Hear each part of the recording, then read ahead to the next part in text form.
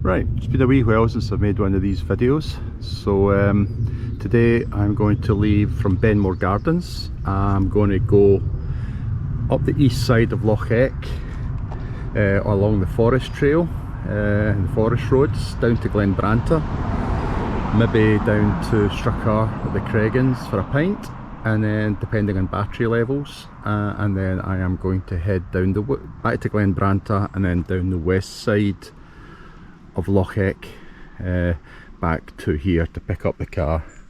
So I don't know with the glare of the sun, but if you can see the route there, that's where we are here.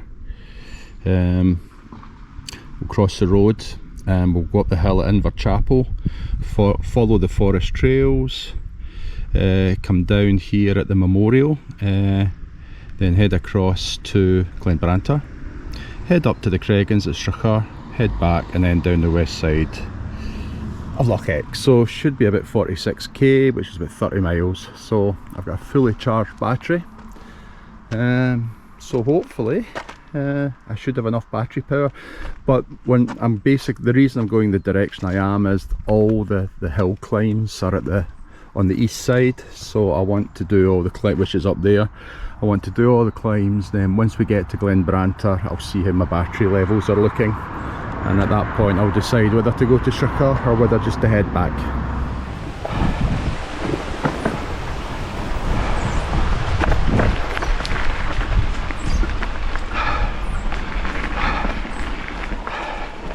Right, this is what I was afraid of. This is the hardest bit of the whole loop at Inverchapel, going up into the hills. It's very steep, but even worse, the corners are very tight, so it's very difficult to take the corners and maintaining some sort of speed. And I've got a lot of weight in the back of my bike, so every time I stop the bike wants to tip backwards.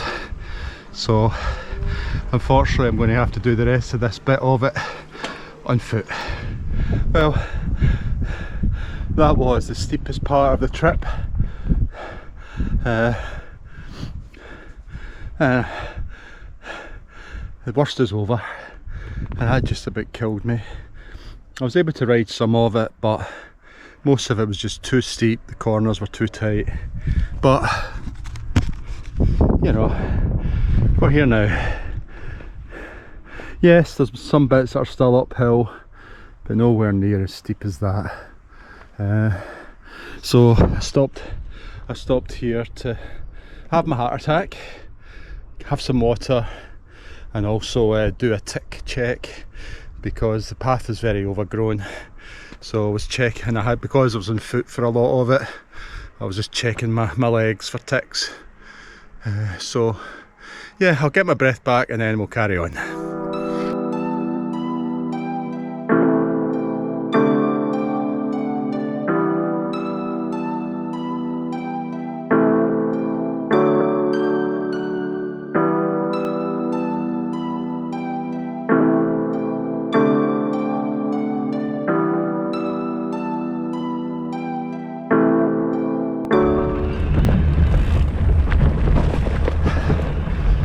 I tell you, with all the rain we've had and then all the sunshine, these tracks are really overgrown.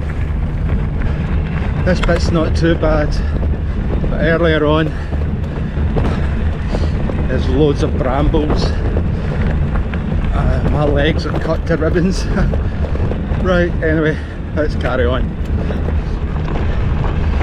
It's well seen, there's a lot of lorries in this track recently for the lumber, because the vegetation is cut well back.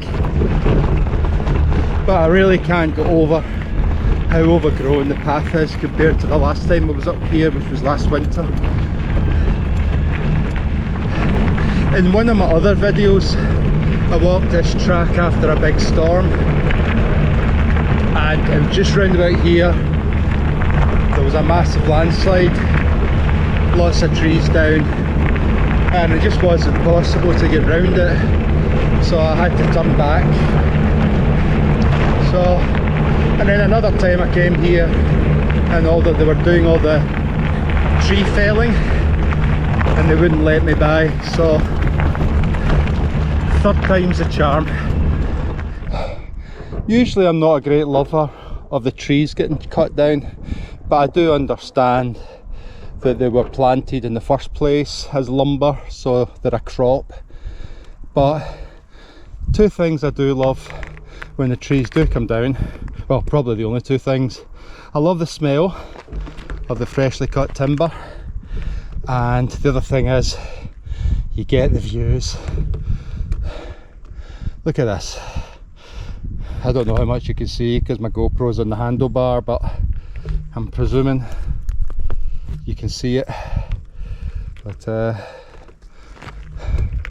this view was completely hidden before, so there's a bright side. It just goes to show you there's a bright side to everything. This is us just coming up to Whistlefield.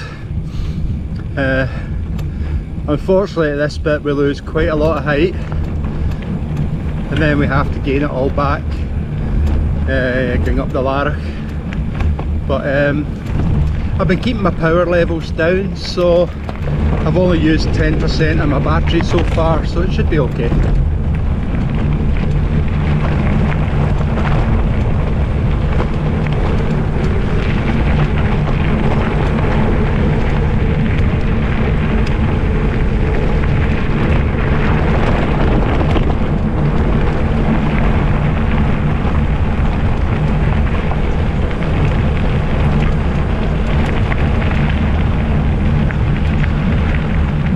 The gate's open, yes, I don't have to get off my bike, fantastic.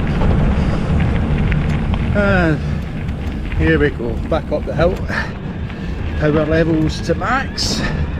Oh well, that's us ready to go on to the forest trail again. That's the second out of third bits of road I need to be on. Well, actually second or fourth if you include the road at Strachur. But that's 2 out of 3 of the really steep bits done, so one more steep bit to go, and then it's downhill all the way. Oh, almost went the wrong way. There's a trail behind me which effectively would have meant going straight on from the trail I was on, but I forgot you have to go right up this hill. It's just that everything now looks so different with all being overgrown and the new bits of track laid down. It all looks very different, but I'm 99% sure I'm on the right trail here. Right, well, that's the last of the really steep sections. It's not the last of the uphill bits, but it's the last of the really steep sections. That's it there. I had to get off because I had to change the battery on the GoPro, but I'm glad I did. I mean, look at this view.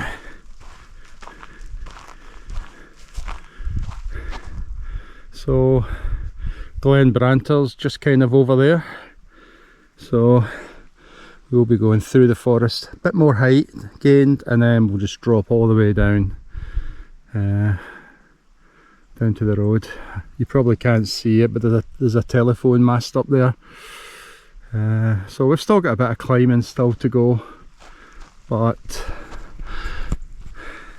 none of it is as steep as what we've just had.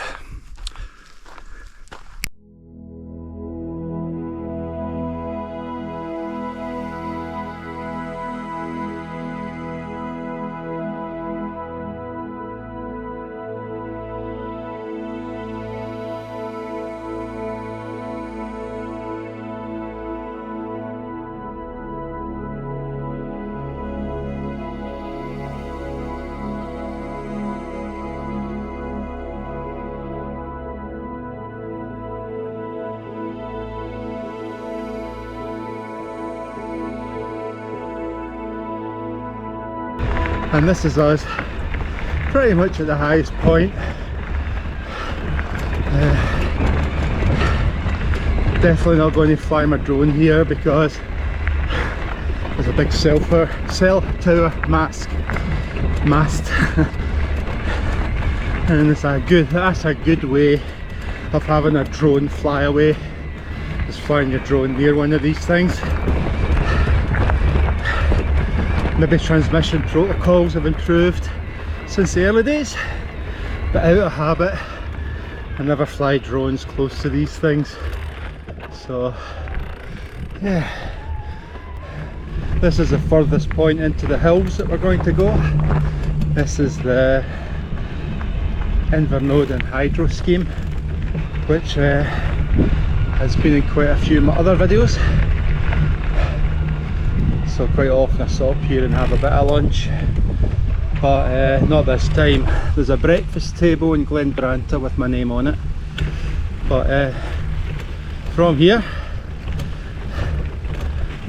we start going downhill and we start heading back to the road. At some point I'm going to have to stop because I've used up all my water, but I have some more in my rucksack. So at some point I'm going to have to stop and transfer my water, but not right now. Anyway, here we go, downhill, woohoo!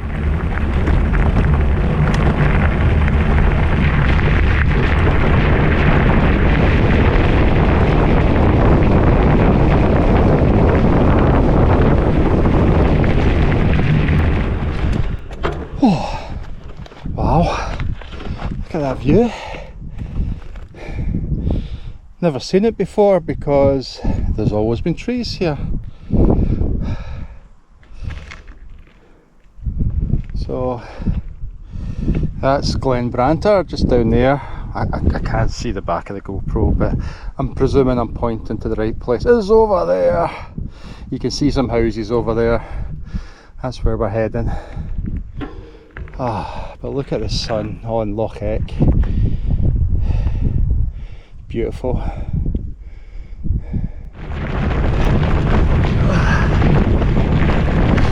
Oh, that lovely smell.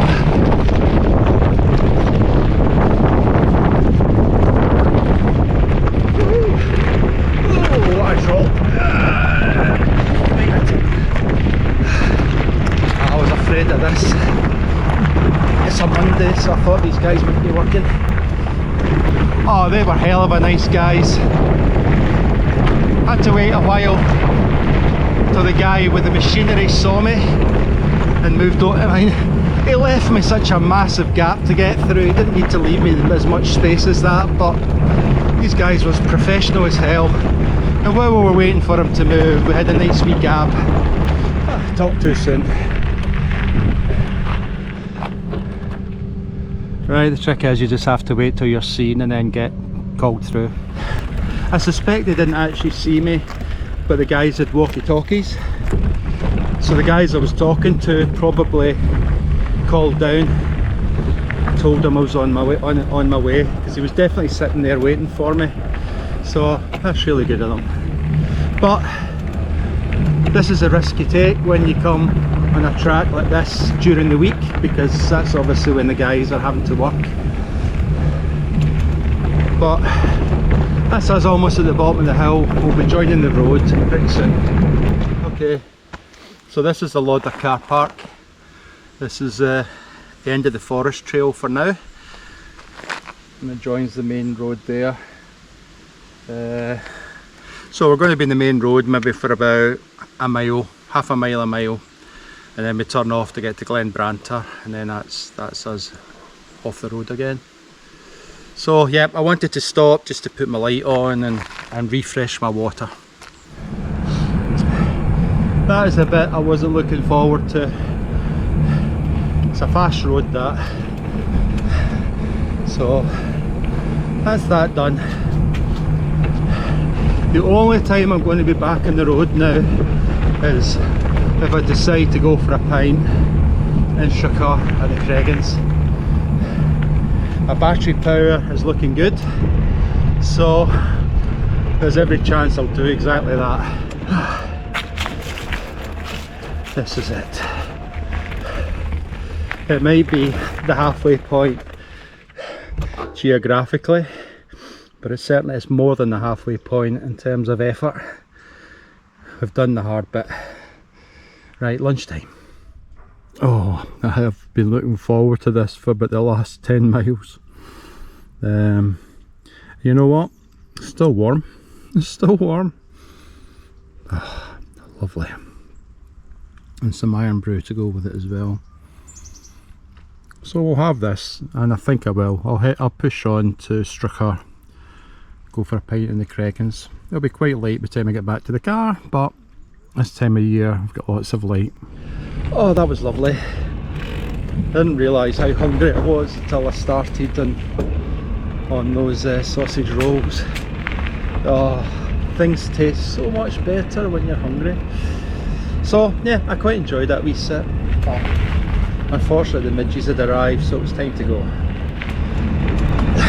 One thing you don't appreciate really when you're going downhill all the time is how tiring it is on your neck muscles and your shoulder muscles, because you're constantly braking all the time.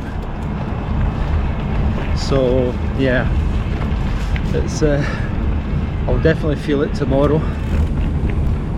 Well, decided to go to the Cregans, and fortunately it was open, so I now have a nice pint of Jarl in this beautiful location.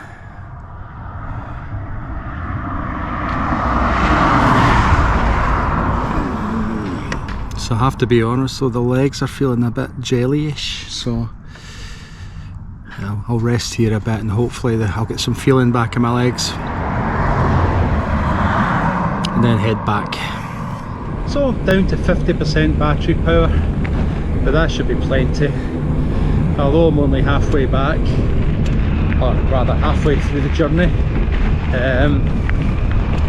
there's no really steep climbs like we had coming down here, so it'll be a lot easier going back, so we won't need as much battery power.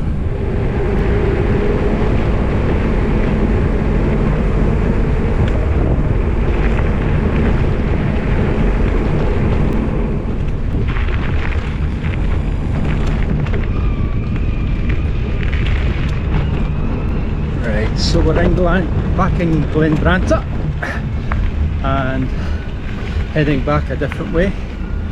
So we're going to head back down the track that goes down West Loch Eck. It's all off-road, it's all good. A couple of climbs, but nothing major.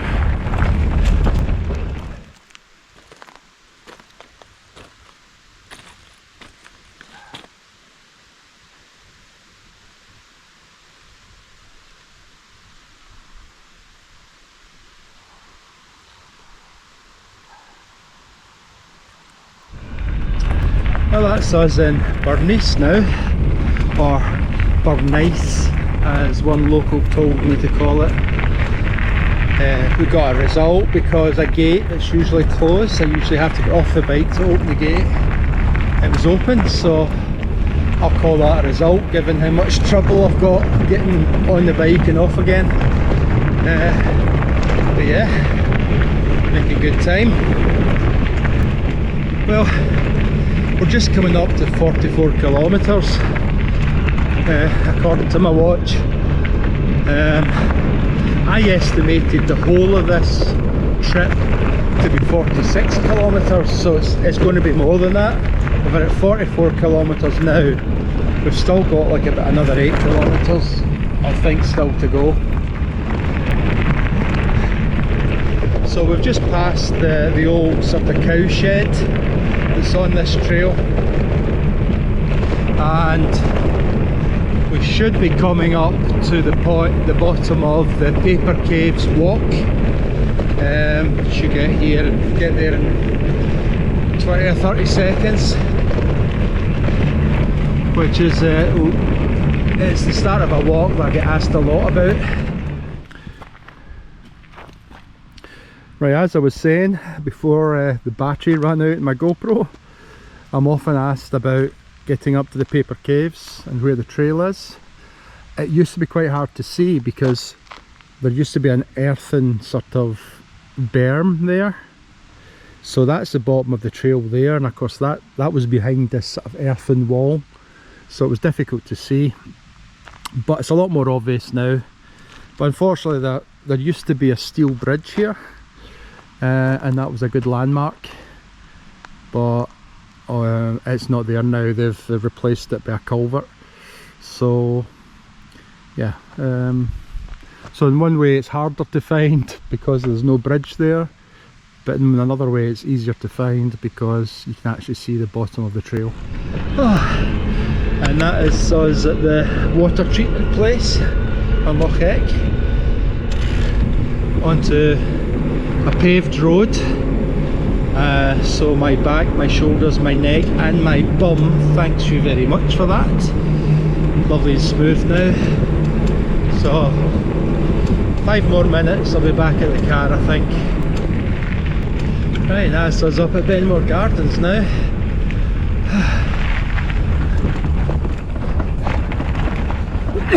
And the old stables.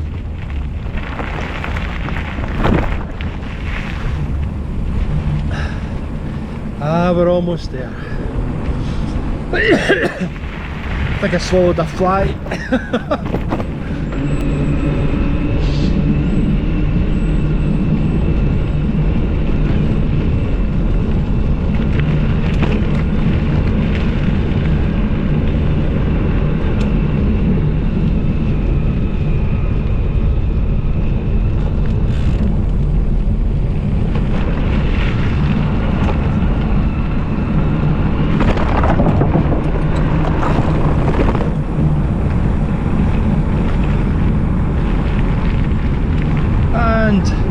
Here we are. So that's me back now. As it turned out, it was almost 50 kilometres, which is a bit more than I estimated, but would I do it again? Definitely, because I've still got like about 35% left in my battery, so the bike's definitely up to it. I think the route's pretty good. You know, it's got a pub at the halfway point, so what's not to like? Yeah, I would definitely do it again. Just going to do a quick flight of my drone now just to make sure it's still working after I drop my bike on it. But if I remember, I'll put the route that I took at the end of the video. The trouble is my phone overheated because it was like 25 degrees today, so my phone overheated and both my apps, both my cycling app and my OS Maps app, lost 10 kilometres. So 10 kilometres of the route aren't actually shown, but